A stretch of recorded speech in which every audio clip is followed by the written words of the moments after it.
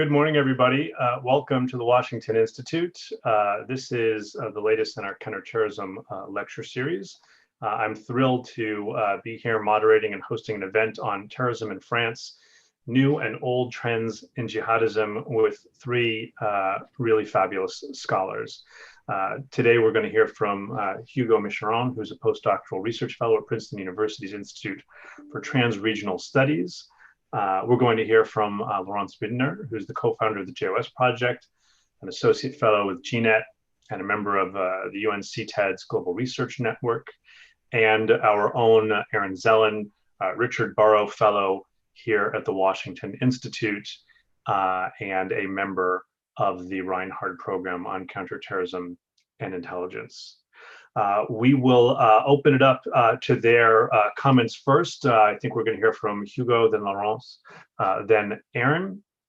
I'll take the moderator's prerogative to ask the first question, and then we'll open it up to your questions. You can send your questions to the email address policyforum@washingtoninstitute.org. That's policyforum, one word, at washingtoninstitute, one word, .org. And those will be sent to me, and I will ask them on your behalf, and we'll run for just an hour. So thank you for joining us, and I will turn it over first, Hugo, to you. Thank you very much, Matthew, for having me here. Thank you to all the Washington Institute team for organizing this event. So I want to talk about the geography of European jihadism, also in the wake of the past event in Vienna and in France. And I want to highlight the fact that there is a geography as well as a history of European jihadism that can be traced back to at least the 1990s, and that actually started to spread as a European inside movement after 9/11 especially. So bottom line point is that ISIS did reveal part of this European jihadism, but it did not create this European jihadism. So we need to understand these past trends in order to understand current trends that are now evolving in what we call post-ISIS era of jihadism. So we can make this map by looking at the departure, the people who actually left Europe to join ISIS in Syria and Iraq, or Al-Qaeda organization, the Jabhat al-Nusra. So what we have in here, it's a map where we've got close to 6,000 European jihadists who joined ISIS at some point. If we look at where they come from, we can see there is a pattern here, which is Northwest European concentration of the phenomenon. So namely, we've got more than 70% of the entire total of European jihadists who actually belongs to France, the UK, Germany, and Belgium. That's only 4 countries. If one's add the Netherlands, Denmark, and Spain, we are not far from 90%.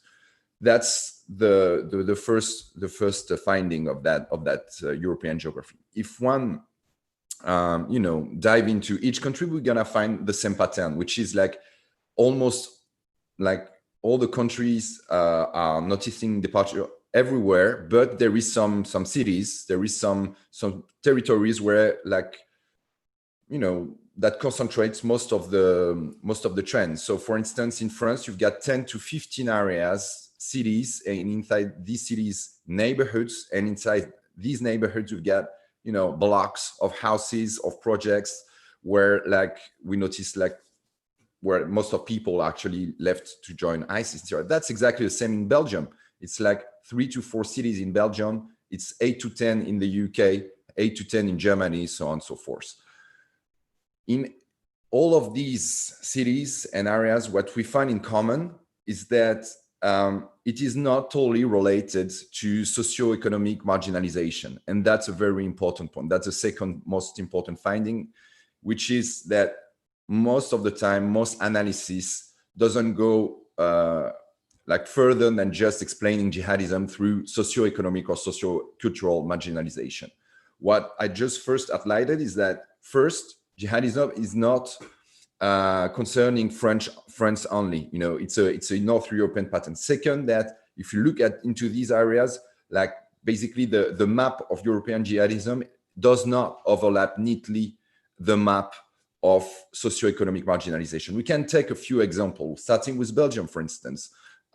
In Brussels, you've got like 90% of Belgium foreign fighters in Syria and Iraq comes from Brussels. You know, the remain of it come from Anvers, which is one of the richest towns in Belgium. There was almost nobody who left from Wallonie, which is the French-speaking part of Belgium, and it's also the poorest region of Belgium. Same apply to France, where like jihadism and the map of jihadism does not relate with the map of the banlieue or the poor suburbs of France. For instance, Marseille, the north neighborhood of Marseille was super marginalized, and where, you know, basically the city, the north neighborhood of the city concentrate all the sort of marginalization you can imagine.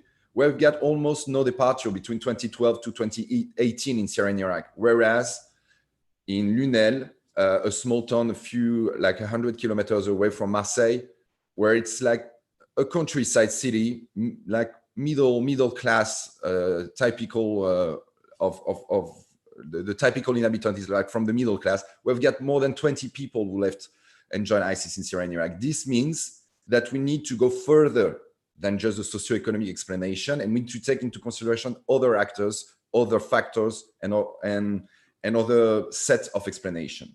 So that's the third main finding, is that what all of these territories in Europe have in common is that they do share a common history of Islamist activism.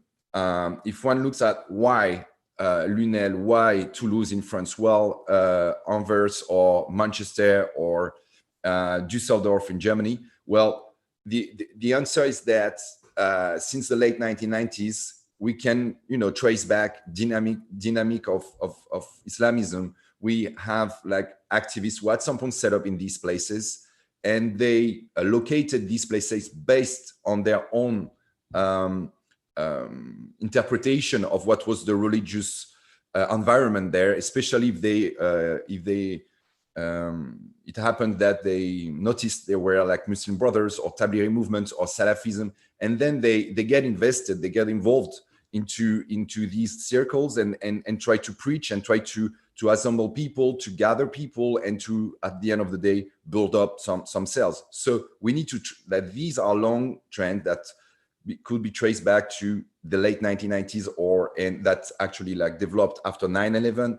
And therefore, to understand the current trend of European jihadism, we need to look, and that will be my concluding words, not only to socioeconomic factors, but we need to add others such as socio-religious, socio-cultural. And there is no reason, if you like to put it frankly, there is no reason not to consider these factors. I mean, except ideological bias, there is no reason to just, like for a fact-based analysis, not to consider all of these environments. And therefore, we need to understand what happened within European Muslim communities over the past 20 years as well, because that's the context, the religious context. And this means we need to develop more tools, because we are embedded at some point in hot debates where facts are basically lacking. And I think that the geography and the history of European jihadism is a way to actually try to objectify these kind of findings and dynamic. Last but not least, we need to put all of this in links with like broader evolution and trends that happen as well in the entire Euro-Mediterranean region and to the Middle East. We need to relate these with the evolution of course, jihadi organization, but also more broader trend within Islamic militant circles all across the Middle East and the Mediterranean region. Thank you very much for listening, and I'll be happy to answer to any question. Thank you, Hugo. Laurence, let me turn it over to you.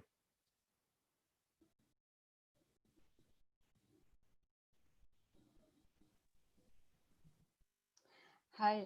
Hi, Matthew. Thank you very much for the invitation. I'm delighted to be part of this session.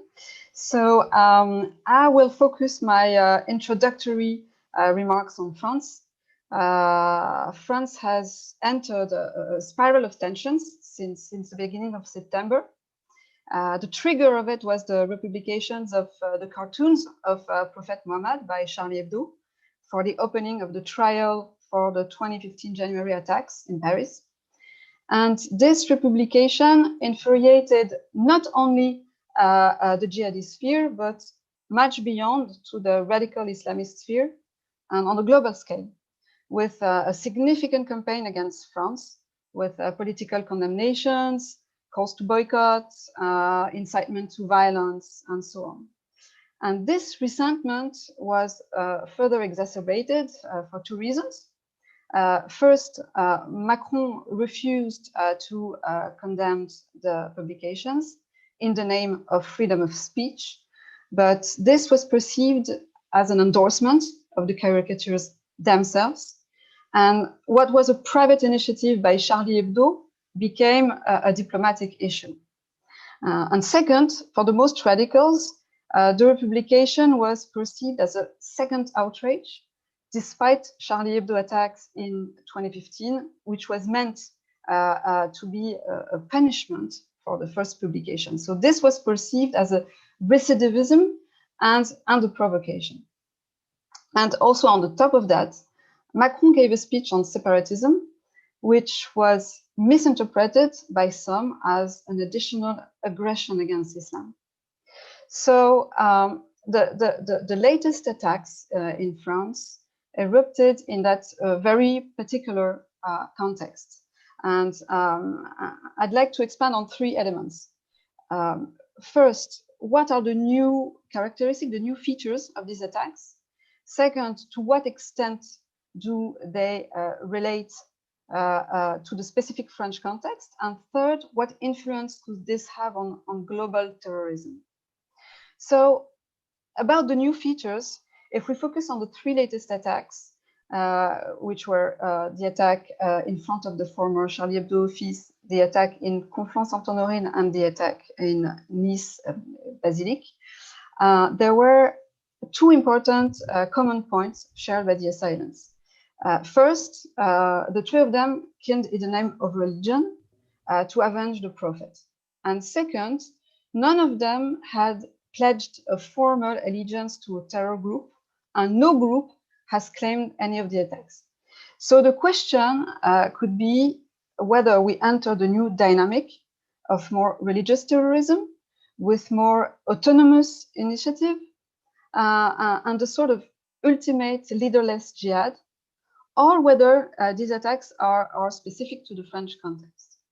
So what's the French context? If we put things into a perspective, France has always been a priority target for jihadist groups. It is seen as an enemy by radical Islamists, and France is recurrently depicted by them as historically and inherently hostile to Islam. Why? Well, beside all the grievances linked to France's foreign policy, its involvement in the Muslim world, the alleged looting of resources in the former colonies, and so on. One of the grievances against France relates to its position on religion, with the law, with its specific laïcité, and with its political incorrectness. So regarding the law, some laws are especially highlighted in jihadist propaganda, and these are the law prohibiting conspicuous religious symbols in school or in public places. And these laws have become a significant and a recurrent grievance against France because they are perceived as a deliberate measure against Islam and the expression of a state Islamophobia and a systemic racism. And of course, at the foundations of this law, there is the principle of French laïcité, the secularism, which is very specific and which is accused of erasing religious identity, Muslim identity. The model of laïcité is difficult to summarize, but has to be read in a historical perspective. The French Republic tried to build something by erasing conspicuous differences in the public space to create a homogeneous society, a unified society around universalist values. And we are here in a model of a nation united by reason. And this is very different from the Anglo-Saxon model, with nations aggregating different communities and being more tolerant to particularism. So we see how the speech of Macron, how Macron's speech on separatism refers to that, and refers to the superiority of a system of law concerning the public space that come at odds with religious law, knowing that Islam is a very legislative religion. And lastly, on France, the French have always had a provocative stance against religion, with a very particular anti-clerical and satirical press. Now, it's now called the Esprit Charlie, the Charlie spirit, which is corrosive, irreverent, disrespectful. And this has also to be seen as a specific legacy. It is the legacy of what was used as a political weapon, as an anti-religious weapon since the French Revolution and the de-Christianization. So this legacy, again, contrasts with a satirical press in the UK or the US, which is much more respectful of religion. So, of course, for radicals, the recent events have confirmed these grievances and have fueled them even more. Now, what influence will these events have on the evolution of Islamist terrorism? These events actually come as an extra layer of resentment against France that could give a new momentum to jihadist groups that have actually immediately tried to capitalize on it.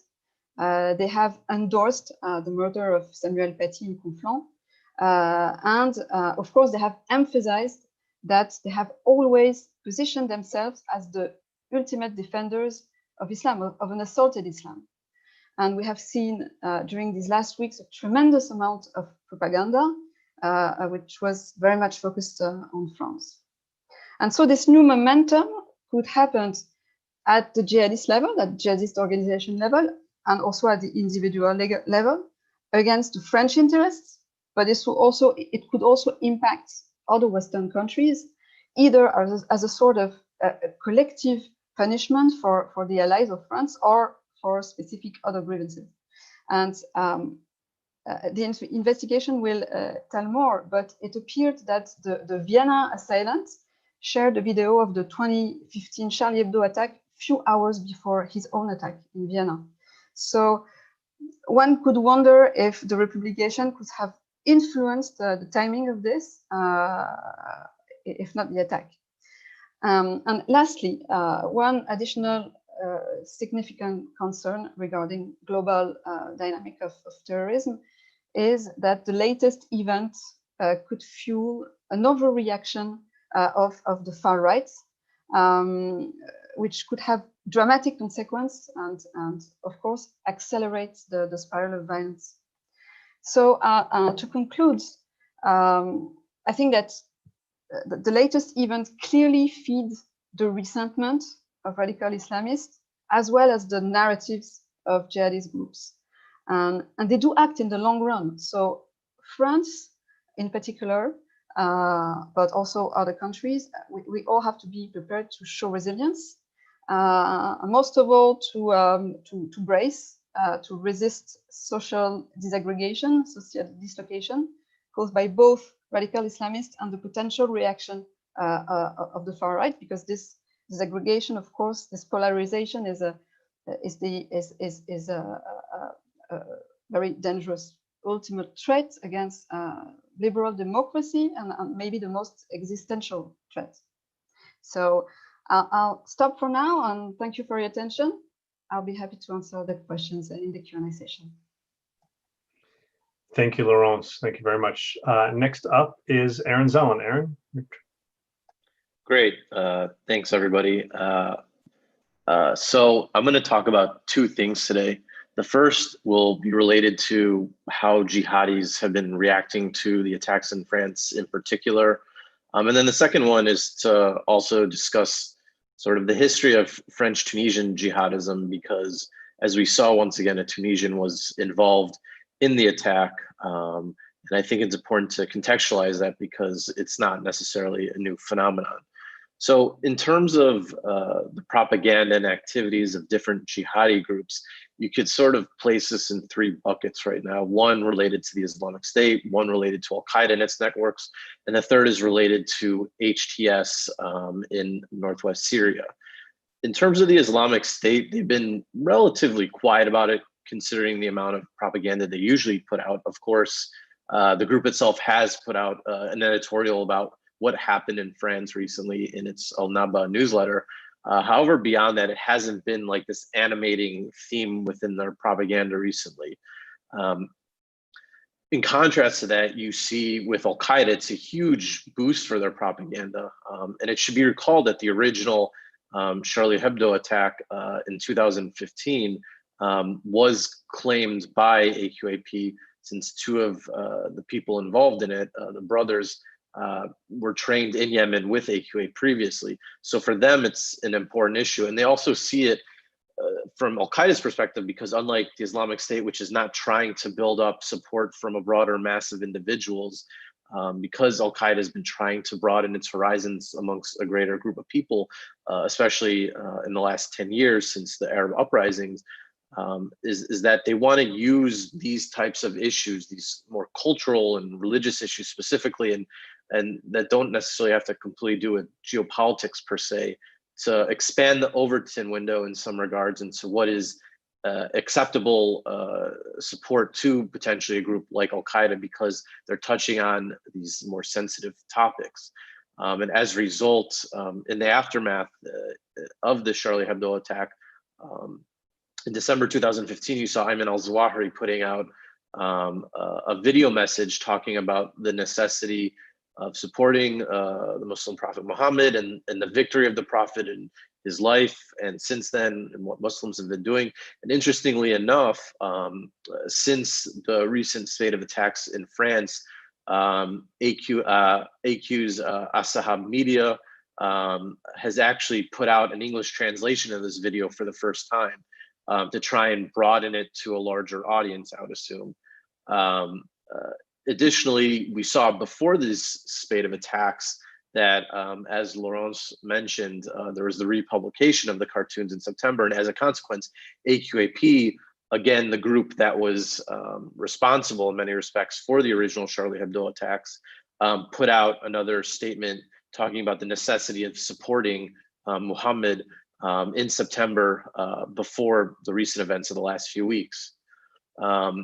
Since these attacks, though, you've seen that different parts of the Al-Qaeda network have tried to take advantage of this to push this message forward, as well as build up more support from it through different messaging, as well as doing events on the grounds in the areas where the group might have territorial control. So for example, we've seen Al-Shabaab putting out a statement related to this, congratulating the Muslim nation on the occasion of what they call the heroic operation in defense of the honor of Muhammad. And similarly, you see this with AQIM putting out something similar. And most recently, Al-Qaeda Central has put out a new issue of its Al-Nafir news bulletin, talking about the necessity of supporting the Prophet in any way possible as well, and inciting people to do so. What's interesting too is that, at least in the case of JNIM in Mali and Al-Shabaab in Somalia, is unlike some of the other Al-Qaeda affiliates, they've actually conducted events on the ground in both locations. At least they've publicized specific things. Of course, it's possible they've done more than this, but at least in the case of JNIM, which usually isn't that large on putting out propaganda about what they're actually doing on the ground beyond maybe military statements, was showing that they had a gathering of people protesting and demonstrating in support of Muhammad. Whereas with Shabab in Somalia, they've done a number of events in a number of locations in southern Somalia where they've put this forward. And what's interesting, at least if you look at the broader perspective of sort of external operations planning from Al-Qaeda's network, broadly speaking, recently, is Shabab has probably been one of the more active branches in the conduct of this, in relation more so to aviation plots. But this is something to think about in the future, and whether this leads to some other type of plotting beyond sort of the potential for trying to take down an airplane, but maybe, you know, trying to direct an attack in France or in Europe, or maybe against interests more locally in the Horn of Africa, or potentially doing what we've seen with ISIS in the last 5 years, where there's more of this guided attack where somebody is abroad and they're talking to somebody via Telegram or some other messaging application, and therefore providing guidance and also probably encouragement so that the person doesn't get nervous and backs out, but actually then does the attack. So that's something to think about.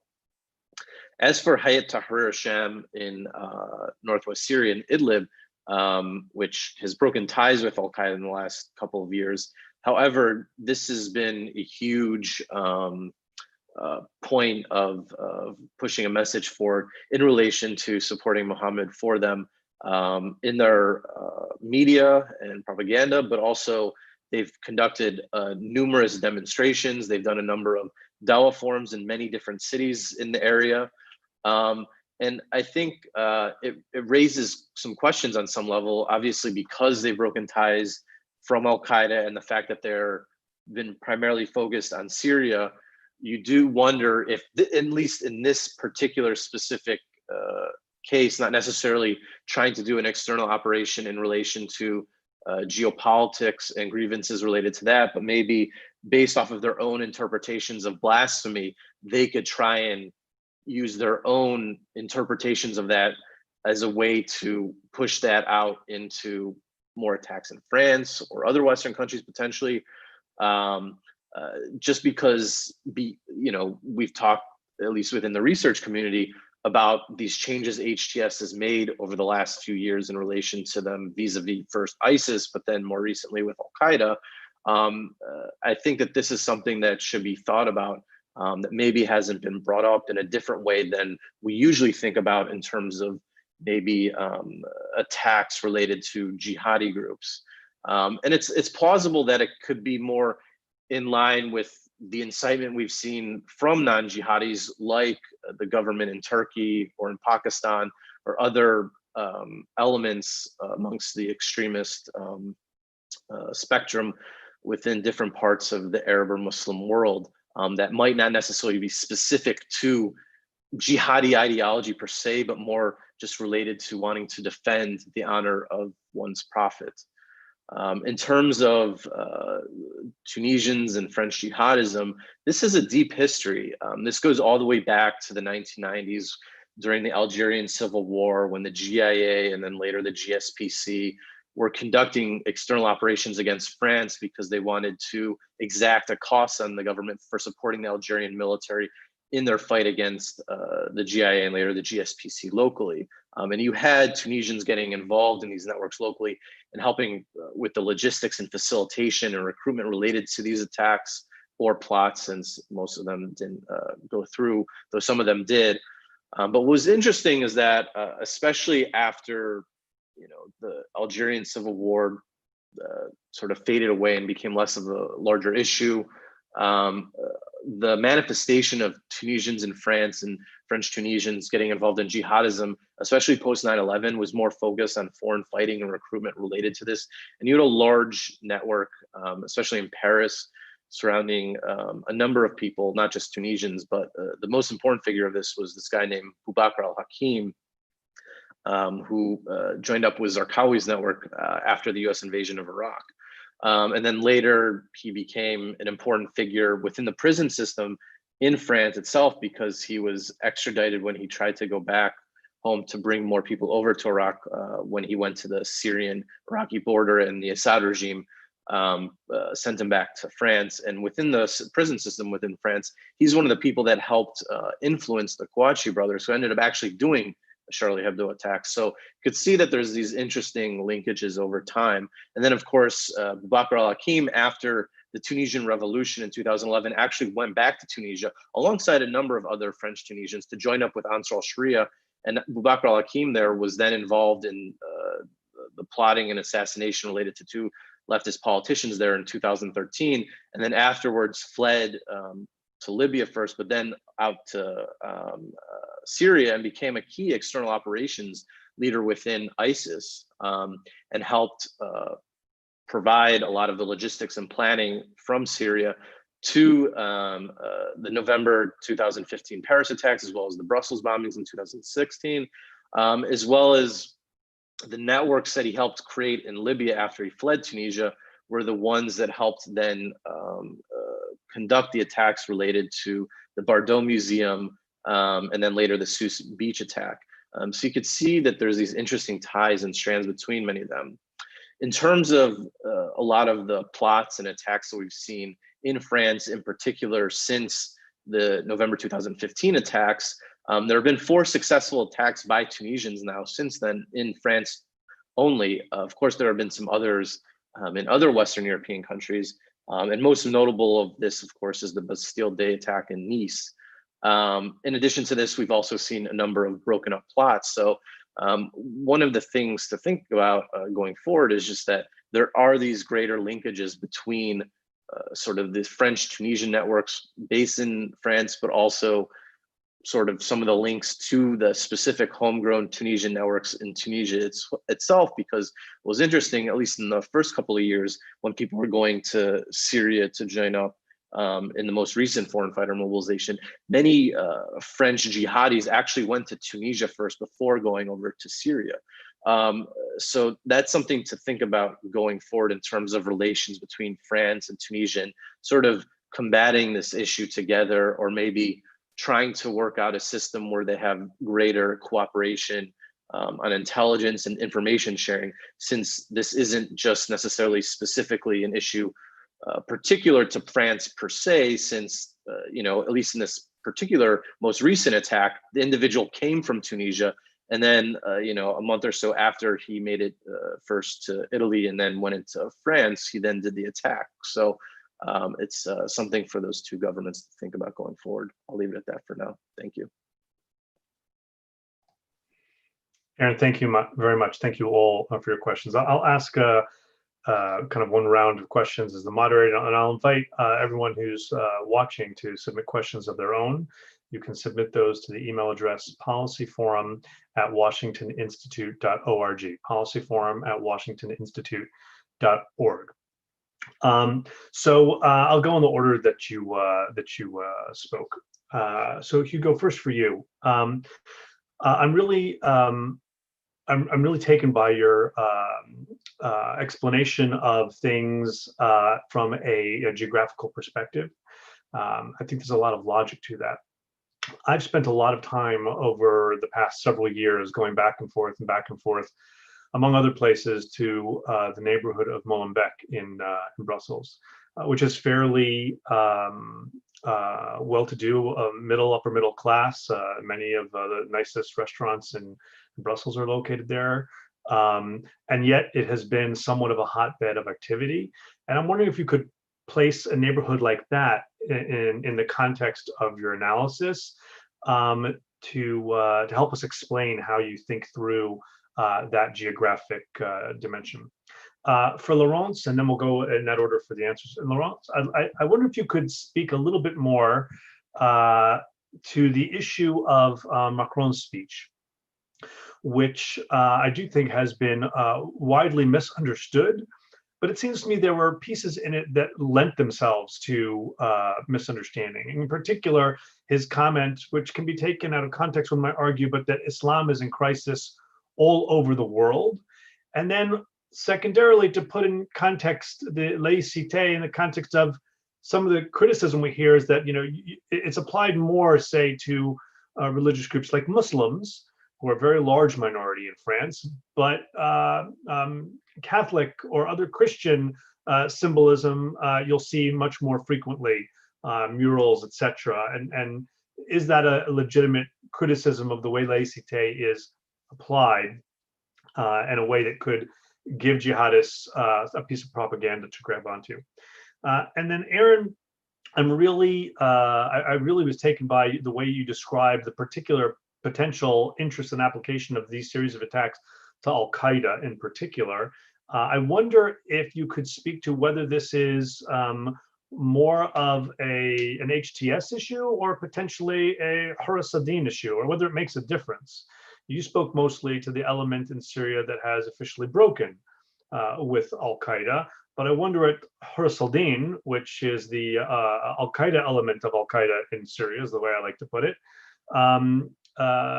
might take advantage of this as well, and whether the recent losses, Hassan al-Rauf and others have been targeted in Syria, makes Al-Qaeda in general more or less interested in taking advantage of an opportunity, let's say, that the events in France might present. So if you could each try and answer those in relatively succinct answers, we can then open up to the Q&A. Let's start with Hugo. Thank you very much, Matthew, for that great question. Actually, I've done some field works in Molenbeek, so I'm very pleased to talk about that. Well, first, let's say that Molenbeek quite fits the pattern perfectly, because I mean, if we're talking about European geography, it means there is centers and there is peripheries, right? And Molenbeek is actually one of these centers. I mean, if we look at this history, geography of jihadism, then we've got one main center of Europe, of jihadism, which is London in the 1990s, which was at some point nicknamed, you know, the Londonistan. It's like basically where it was the place where loads of ideologues, leaders, preachers coming from Afghanistan or for Algeria, you know, at some point set up.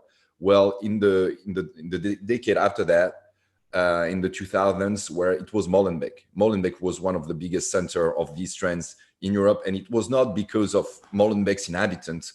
It was, I mean, not only, I mean, you'll see, it was because some jihadi leaders at some point used Brussels as a way to connect different trends happening in Europe, and that, you know, that's Molenbeek.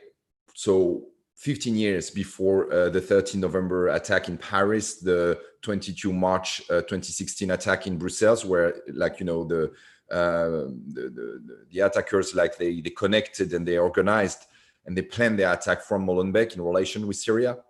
Well, 15 years before that, so many attacks like were planned and organized into Molenbeek. And one of the explanation we have behind this, again, is the fact that people from jihadi background or radical Islamist background, coming from, in this case, one of them very well known is Bassem Ayashi, who is now in jail in France, set up a center, an Islamic center in the middle of the city in the late 1990s, coming from France. And the very reason he chose Molenbeek over Paris was that because he, again, located that place, saying that it was a better place to reform Islam than in France, where Muslims were supposed to be not too listening to his preach, you know. So it means that he located Molenbeek also because he perceived there were already some Islamist movement active within the very center of Molenbeek. Second, Molenbeek is not a banlieue, you know, it's an inner city inside Brussels.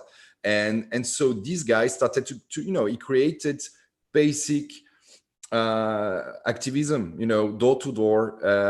They were planning, you know, they were set up non-for-profit organization where they try to gain access to Molenbeek's youth.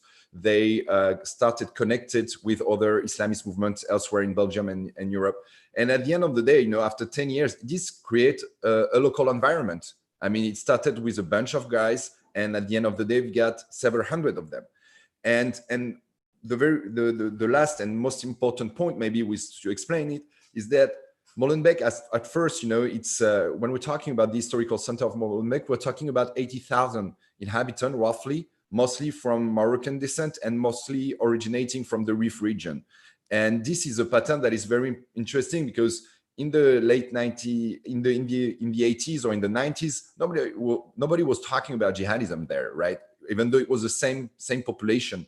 Now we reached the fourth generation of Belgium from Moroccan descent in Molenbeek, and now we're talking about European jihadism and Molenbeek to be a hotspot of this. Why? I mean, what happened between the 1990s in Molenbeek and the 2000 decade? What we can see is that, of course, there was this activism of guys like Bassam Ayashi and others. I've met some of these guys, conducted interview with them. But there is also something else, is that the very definition of the norms of Islam, what's Islam, what's blasphemy, what's licit and illicit, what's all of this change over the course of the past 2 decades as well. And this also under the influence of Salafism. And that's very important to get that, because, of course, when we're talking about 100 of jihadists from Molenbeek, over 80,000 population, I mean, it means it's very, very marginal movement. It means it's a fringe organization but in the meantime, we have to understand like how the people are dealing with this. And this is quite important to get that this is happening in an environment that was changing. I mean, the norm of it went from traditional Moroccan Islam to a very conservative form of Islam that is quite widely shared among people in Molenbeek. So that's why it's important to understand that Molenbeek fits perfectly the pattern, because it's a poor city where you've got lots of violence and criminality and stuff. But in the meantime, it has been, the prey, if I may say, the population, they have been the prey of some Islamist preacher that at the end of the day, not only like created some jihadists, but also some ideological background that at some point will, lead people to be more inclined to listen to jihadi narratives. That's why I think this is important, again, to look at history, to look at geography, to look at activists, and overall structural evolution, let's say transformation of European society. Great, thank you. Laurence?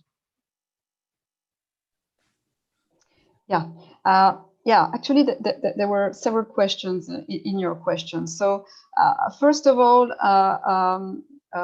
Macron's speech. Yes, you're absolutely right. There has been a great focus on the sentence that Islam was in crisis in the whole world, etc. But I think that one should not forget the overview and the big picture of this speech. The speech came precisely in the context of a wave of violence where French citizens were the victim, and the speech was meant to designate the enemies, which are clearly designated in the speech, jihadist groups and their allies, radical Islamists, insofar as there are discrepancies between their modus vivendi and the laws of the Republic. But I think that the most important point that some didn't get or didn't understand, or maybe it was an issue of translation, is that Macron, in his speech, he did unambiguously differentiate them from the Muslims in general. And also, one has to keep in mind that in this speech, he also acknowledged the issue of discrimination, disenfranchisement, and the inequality of chances, especially in the job market, in the housing market in France. He talked about the trauma of colonization, decolonization. So his speech was not unbalanced, as some has accused him, and had a real part of self-criticism. So that's just to put the speech into a context. Now, about the specificity of French laicity and the Catholic identity of France. It is the French laicization, the French process of secularism that actually ended the domination of Catholicism. And it refers to the idea that we cannot govern a country with divine laws. So there's a separation between religion and laws, and which says that it's not religion that can determine what is good and what is evil. And one should not forget how violent it was against Christianity. The idea of a laïc state is that the state has an equal respect towards all religion, all beliefs, and to be neutral. No interference between the state and the religion.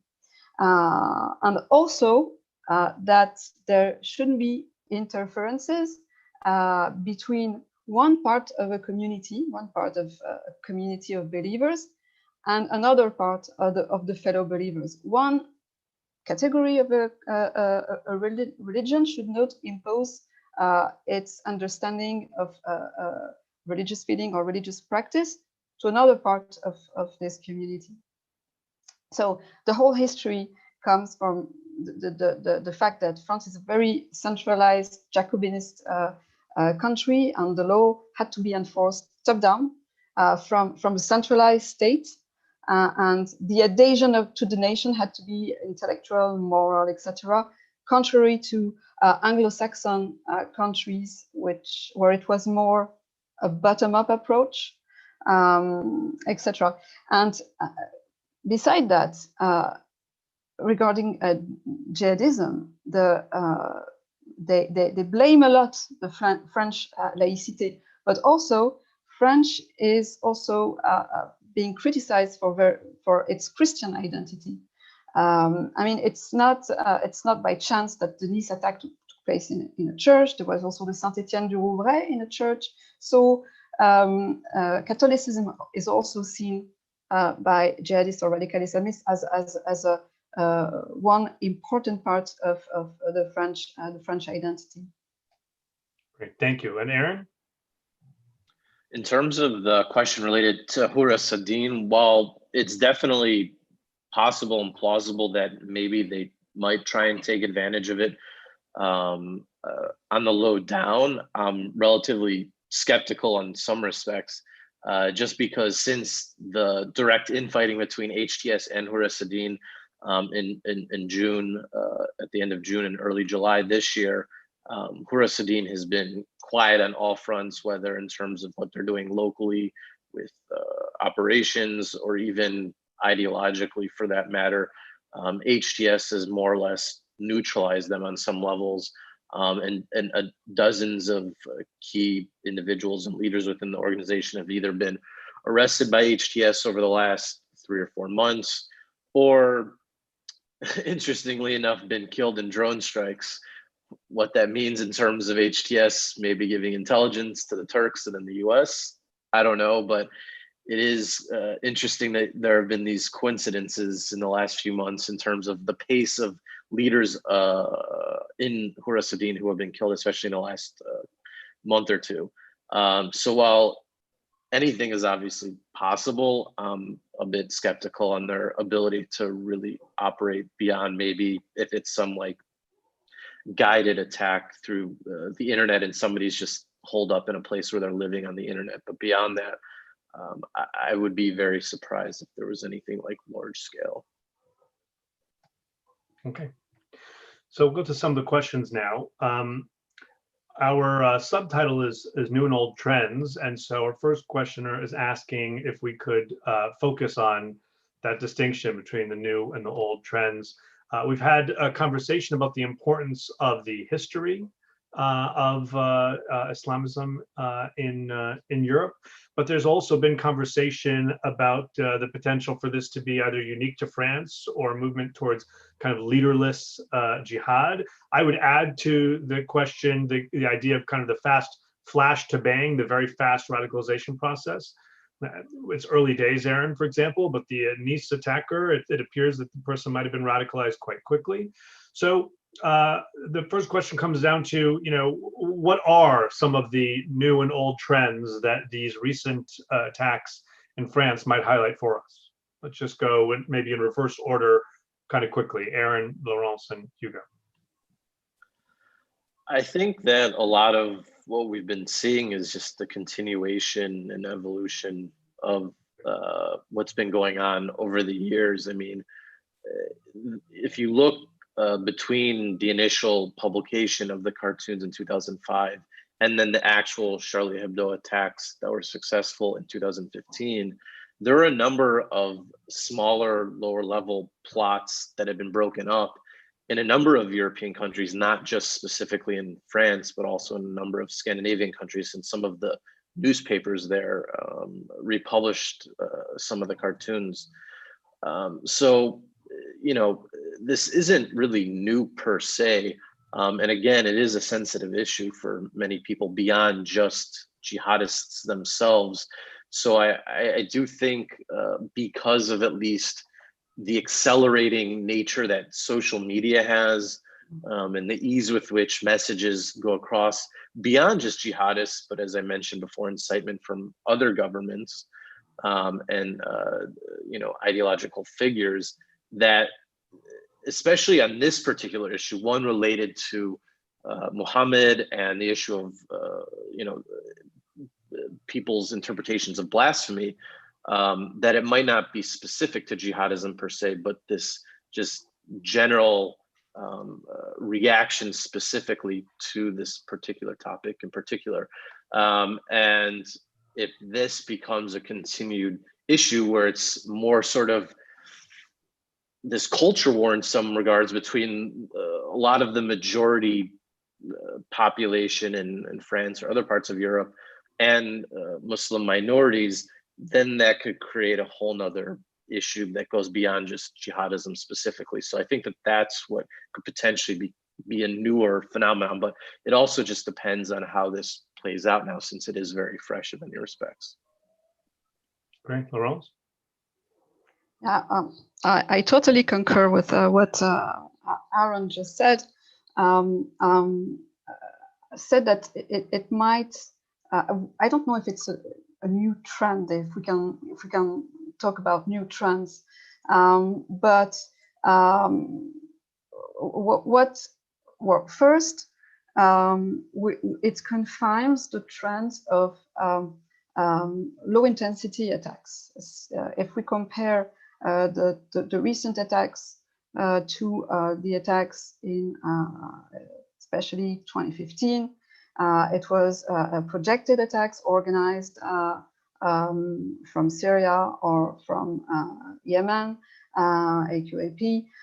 It was organized. It was commandos, trained people, and with the disappearance of the proto of what ISIS was as a proto-state and its capacity to project attacks, we have seen more and more domestic terrorism, endogenous terrorism in France, with people that are within the countries, with simple attacks, simple weapons, rudimentary weapons, and well, the 3 days cases is not exactly the same story. The attacks were with knives, but the 3 of them were not French, so it's a little bit different. But we are here in low intensity attacks with a slightly different topic, not really geopolitics, but more religious. And the question is that, yeah, is it going to be a trend, or is it going to fade, or will jihadist group continue to capitalize on it to recruit or to incite other people outside of their sphere to continue? Yes, I do think that there is no change in trends per se, but there is a massive change in numbers. And that's maybe the most important thing, is that if you are looking at what was European jihadism at, from the onset, where in the 1990s, there were like 100 of them across Europe. Now we've got 6,000 just would join ISIS, which basically means that the trends like accelerated like quite massively in the past 2 decades, and that with it, along with that, the echo chambers of jihadism, the people who are more receptive to a jihadi narrative also expanded. So that's the change in the trends, actually, because if you change in scale, then you've got a totally new problem. I mean, and that's the situation in which Europe is now, that ISIS is defeated in the Middle East, in the Levant, at least as a as a so-called state, I mean, the territory of jihadism actually expanded in Europe, the ideological territory, at least, not the physical one. And that's the most important thing the past 5 years, because it only changed the game. If you're dealing with a dozen of persons, not the same as if you're dealing with 2,000 of them, right? And the second thing is that because of that, as a consequence of this, I mean, Europe is now becoming more and more perceived as a land of jihad, which was like, it was to a certain extent in the mid-2000s as well.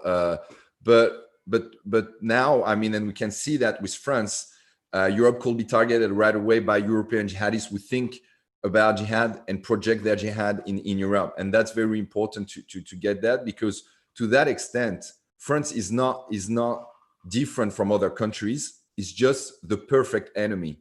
And because France, I mean, it's the country in Europe with the biggest Muslim population. It's the country in Europe with the biggest Jewish population. It's the country in Europe that are a very important legacy of Christianism. It was coined as the daughter of the Christian church for centuries.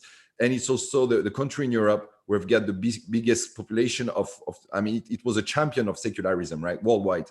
So this is that sort of the absolute enemy, the universal enemy of jihadism, and as like more broadly as Islamism. And therefore, I mean, we need to understand that there might be a move here in jihadist trade to exploit the sort of the weakness in which like Europe is now because of COVID, because of confinement, because of the socio-economical difficulties we're facing because of that, and that we need to pay special attention to the evolution of attacks in Europe in the past 2 to 3 years. And I guess that's very important not to sum up the jihadi threats in Europe to French secularism, because that will be turning a blind eye on reality, actually.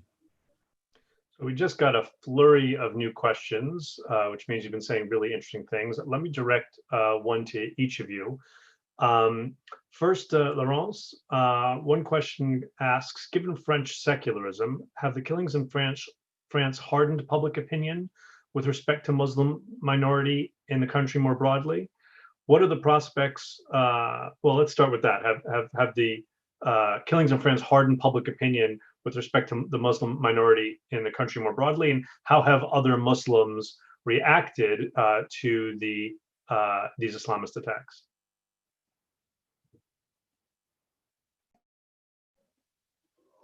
Yeah, thank you.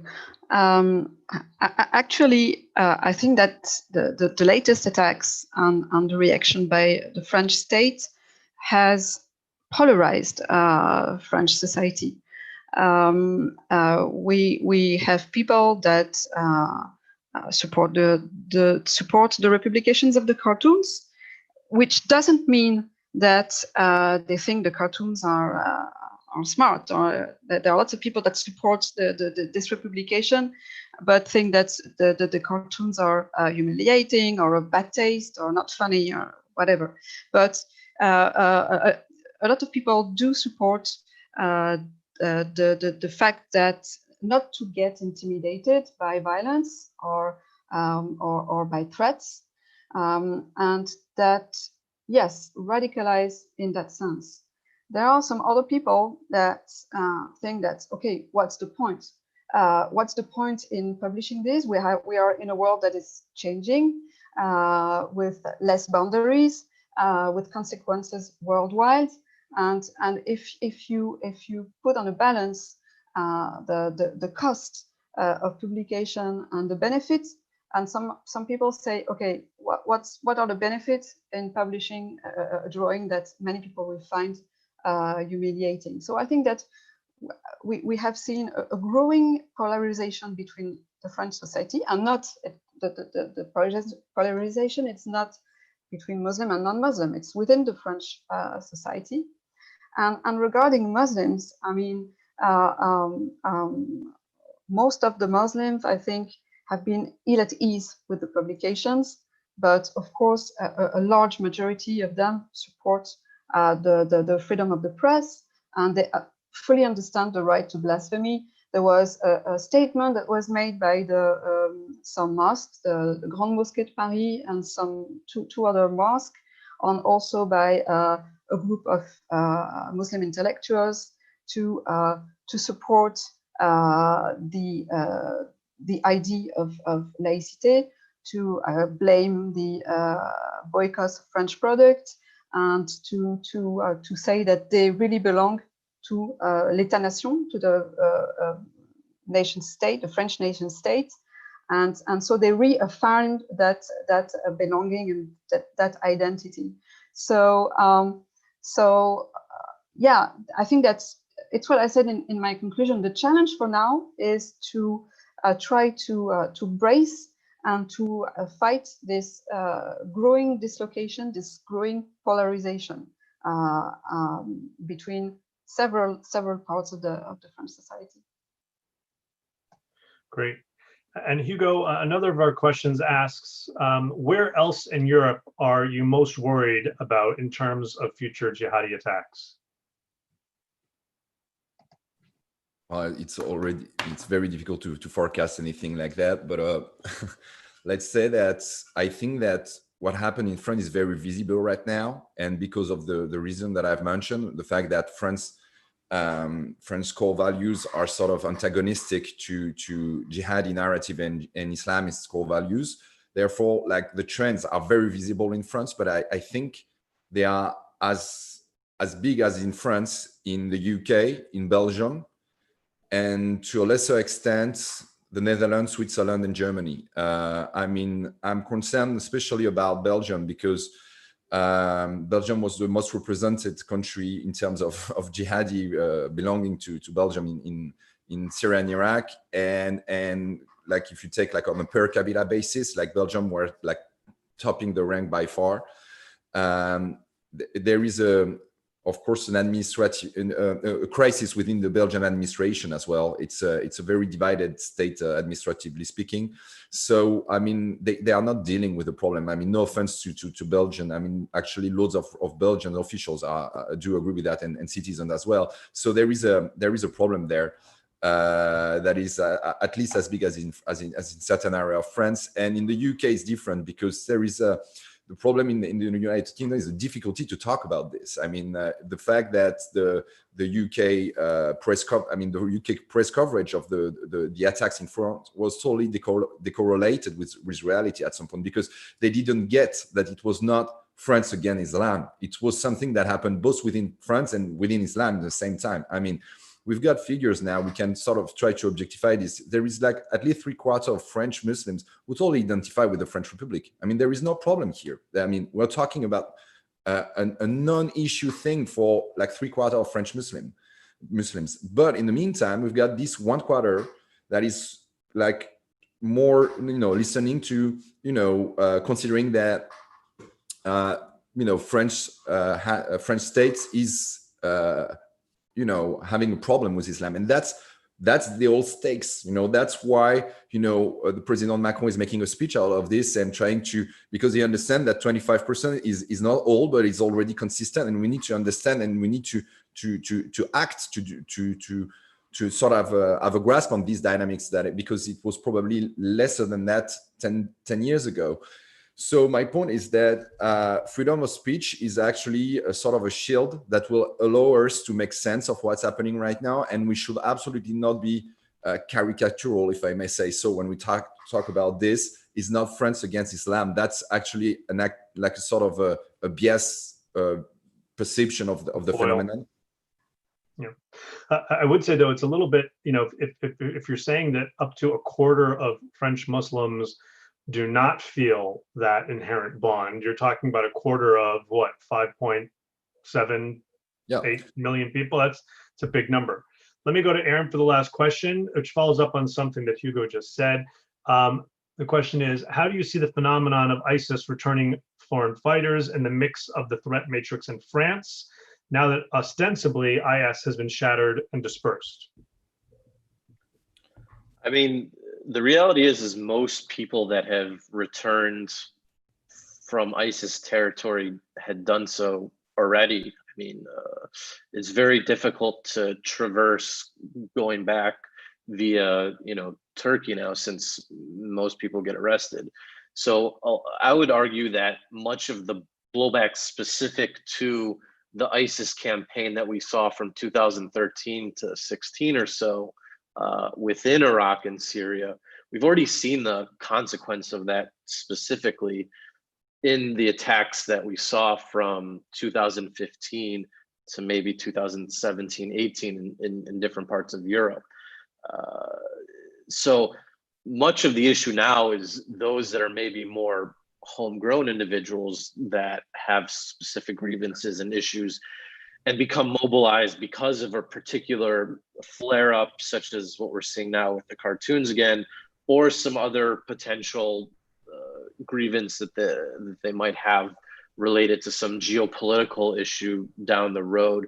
So it's one of the things we see over the last 20, 25 years is that there's sort of the seesawing in some ways between these homegrown elements related to grievances specific to a country and what they might be doing or perceived to be doing with geopolitics or within their own country versus blowback from particular foreign fighter mobilizations.